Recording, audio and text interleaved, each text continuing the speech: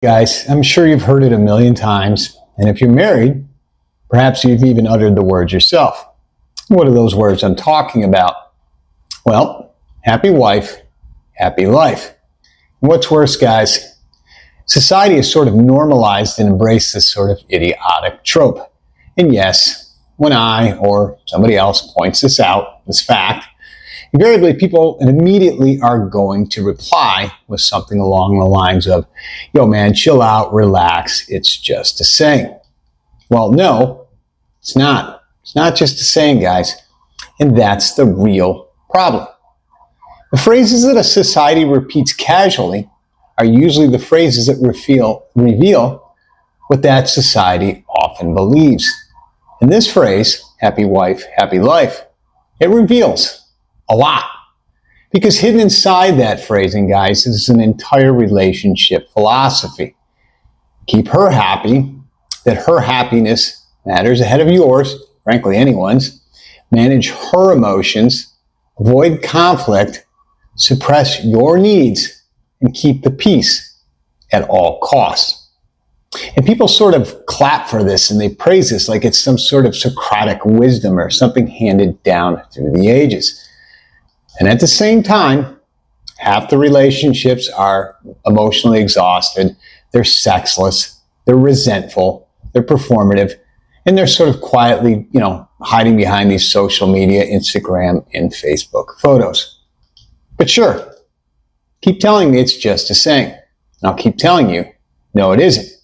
What it is social programming, operant conditioning.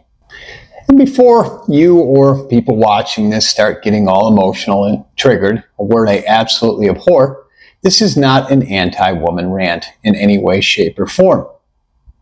I'm not saying women should not be cared for. I'm not saying men shouldn't love deeply. I'm not saying relationships shouldn't involve some level of sacrifice. Obviously, they should, on both parts. What I am saying, guys, is the second a relationship becomes centered around one person's happiness, and again, in this case, hers, and that's the emotional compass for the entire relationship, you've created an imbalance. And what does an imbalance do? Well, it kills attraction. Not immediately, but definitely slowly, quietly, and over time. And like rust, this attraction will start to decay. Guys, and this goes way beyond just marriages. It's any relationships, whether you're dating, long-term relationships. It applies to men. It applies to women. Basically, the dynamic is universal. It's when one person becomes emotionally subordinate to the other person. Respect starts to die, and that just assumes that there was any respect in the relationship to begin with. Okay? And people hate hearing this. They just hate hearing this because our modern culture is so obsessed with sort of comfort over truth. They prefer these sort of comforting tropes or comforting lies over empirical realities. But biologically, guys, psychologically, and emotionally, humans, especially women, they're not attracted to weakness, sort of appeasement, or sort of this self-erasure over the long term. They just aren't. They never were, and they never will be.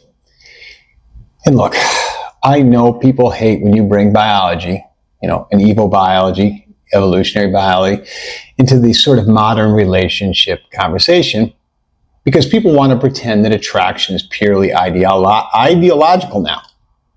That we can sort of socially deconstruct, 200,000, 100,000 years of what biology ingrained in our DNA, right? But we can't. It's just not how it works. Human beings are wired to respect strength. That's not just physical, guys. That is also emotional. Again, emotional groundedness, stability, self-respect, integrity, direction, and purpose. Not spineless accommodation and sort of appeasement. This doesn't mean you need to be cold or be an asshole. It doesn't mean or need for you to be controlling. You don't need to be this sort of fake alpha I've talked about and sort of some sort of archetype or caricature, that you see littered all over social media. No. What it means is having an identity that doesn't disappear once inside of a relationship or marriage. And that matters a lot. And honestly, guys, if I'm being completely honest with you, one of the most unattractive things on earth is somebody who completely abandons themselves trying to keep another person happy, putting their happiness ahead of their own. This can be male or female, guys. It really doesn't matter. But since it's, my video here speaks most of the, happy wife, happy life trope, this phrase is, obviously aimed towards men. So let's talk about men specifically. A lot of guys enter relationships and slowly transform from partner, another word I don't really love, into employee. Everything becomes emotional management, okay? Thought is she okay? Is she upset? How do I avoid conflict tonight? What do I say so, the rest of the night goes smoothly? And eventually the guy becomes sort of psychologically domesticated or kind of becomes neutered, kind of like the house dog. He stops saying what he thinks. He censors himself, stops holding boundaries, stops giving away his standards, if he had any to begin with. He stops challenging bad behavior, and he stops being honest. That's worst of all. Why? Because he's afraid of disrupting emotional comfort. And modern culture sort of labels that as growing up or some sort of maturity. I don't. I call it for what it really is, guys. It's fear. And here's where this is going to get slightly more uncomfortable. So, men who treat their wives or girlfriends like celebrities are eventually going to get treated like fans. That's not my line, guys. It's something I borrowed from Richard Cooper. But it's very, very true. Think on that for a minute. That line alone is going to get a lot of people sort of emotional and, again, as I said earlier, triggered. But deep down, many know it's true. There is truth in it. That's why people get upset. And if your identity becomes pleasing, appeasing, chasing approval, managing moods, constantly proving your devotion, you're going to stop feeling like an equal. And guess what, guys? She's going to stop treating you like one. Again, it's not because women are evil. Stop sort of oversimplifying and, going into this all black pill doomer mindset. It's because attraction, guys, attraction fundamentally changes when one person, places the other or on the pedestal, puts them above them. Okay? Nobody, and I mean nobody, is deeply attracted to somebody groveling for approval all the time. It just doesn't how it works. So, attraction and respect require polarity. Attraction requires polarity, guys. Respect requires individuality. Respect requires that both people feel they could stand on their own, that they complement each other. And once a person, sort of psychologically kneels, the dynamic changes every fucking time. And again, people are going to chime in, they're going to chirp in with, well, shouldn't you want your partner or wife to be happy?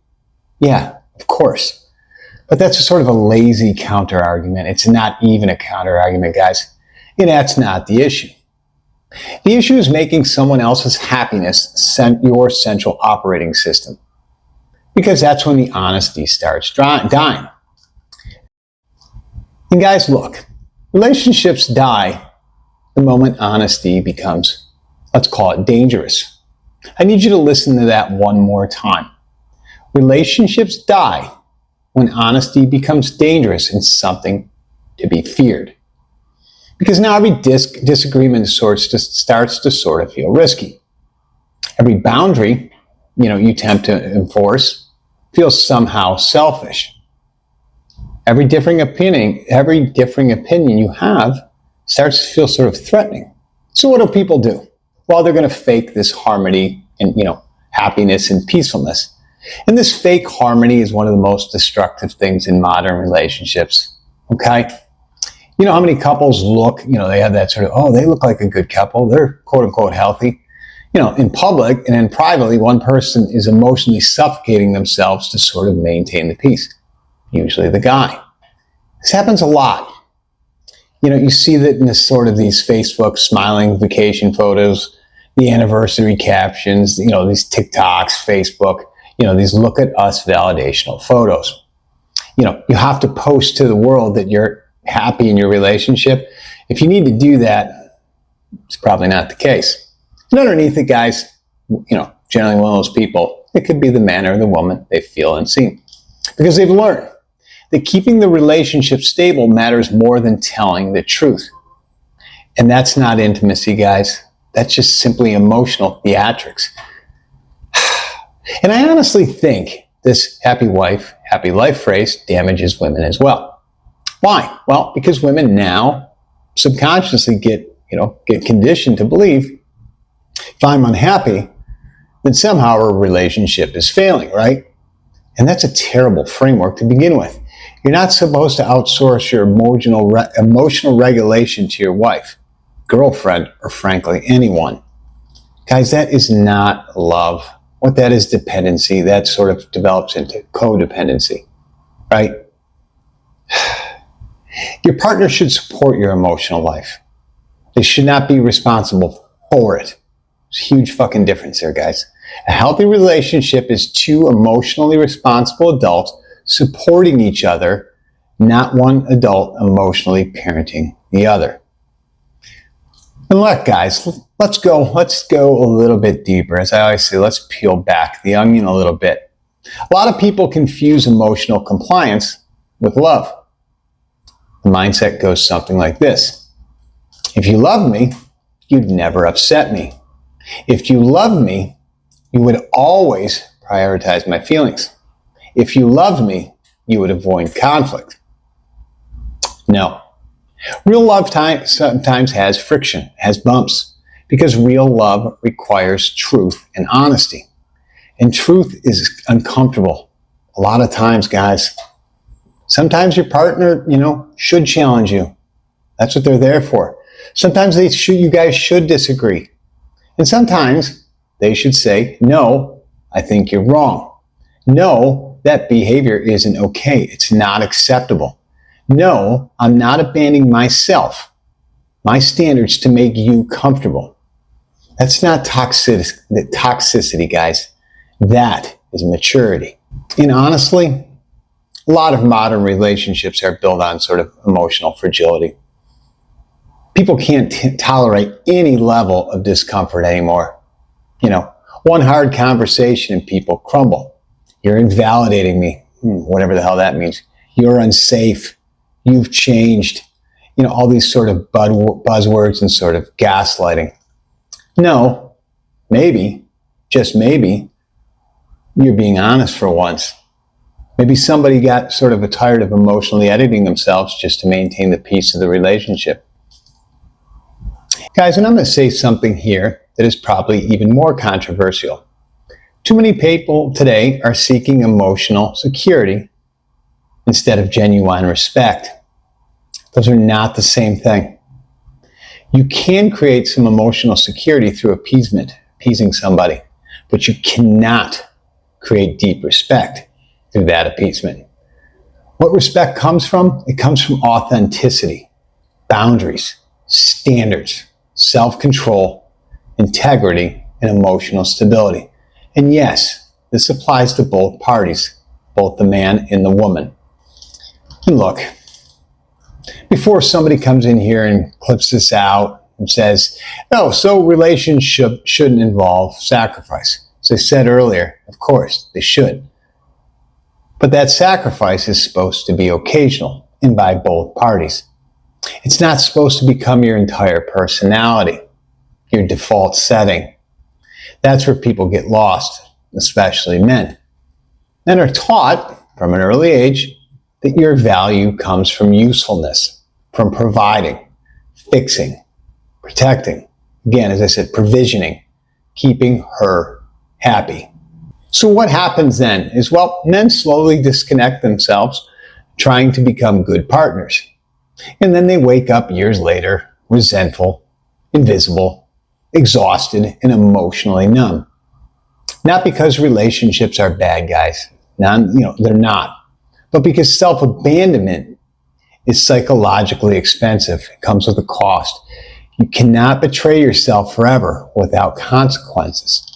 And look, guys, the reason this phrase, happy wife, happy life, sort of grinds my gears, it's because culture disguises this imbalance, the man being the appeaser, as sort of virtue.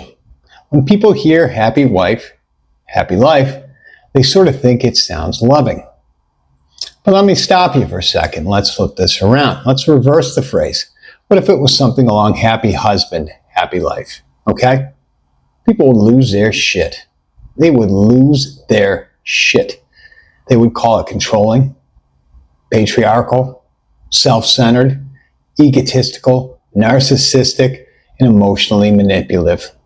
If you think I'm wrong, I don't think so. It's interesting, right? So why are we applauding and even promoting emotional imbalance the other direction? Well, because culturally we've normalized the idea that one person, a woman's, emotional satisfaction should dominate the relationship atmosphere. Look, guys, I'm almost 53, and the healthiest couples I know are not the ones where one person keeps trying to keep the other person happy. They don't believe in this. Not the people I know, the healthy couples. But the couples where both take responsibility for themselves and their actions. Both people communicate honestly and openly. Both people tolerate a level of discomfort. Both people have identities outside of the marriage, okay? And both people can actually hear the word no without collapsing like, a petulant child. Both people can disagree without threatening, the relationship itself.